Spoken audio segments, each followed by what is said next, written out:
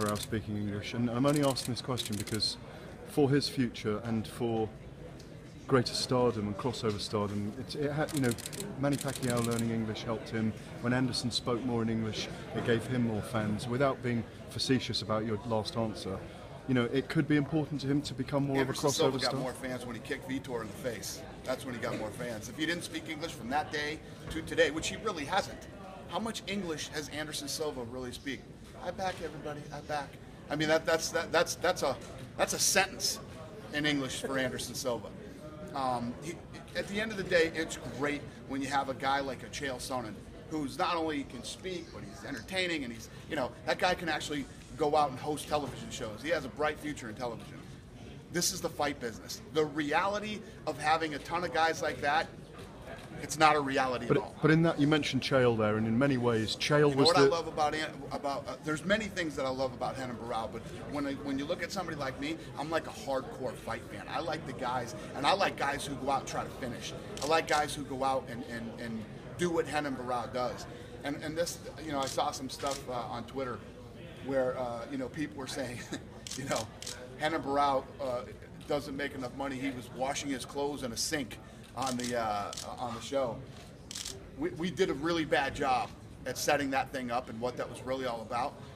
It was almost like when you saw the prime time where Cain Velasquez was mopping the floors at the gym.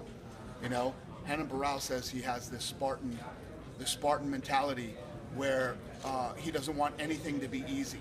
He wants everything to be hard. He doesn't care if he's the champion or not. He washes his own clothes when he's on camp. There's nothing, there's no frills in his camp. But before he was the champion and now that he still is the champion, it's not a money issue, it's a mindset issue. When you mentioned Chael there, what I was going to go on and say was, in a sense, he was the perfect foil for Anderson to cross over and become a bigger star, wasn't he? Do you think Dillashaw, with his style, could be that kind of thing for Barão, or are we waiting for someone to have a trilogy with him? Could it be when Dominic Cruz returns? Is it, Who knows? I mean, here's the reality.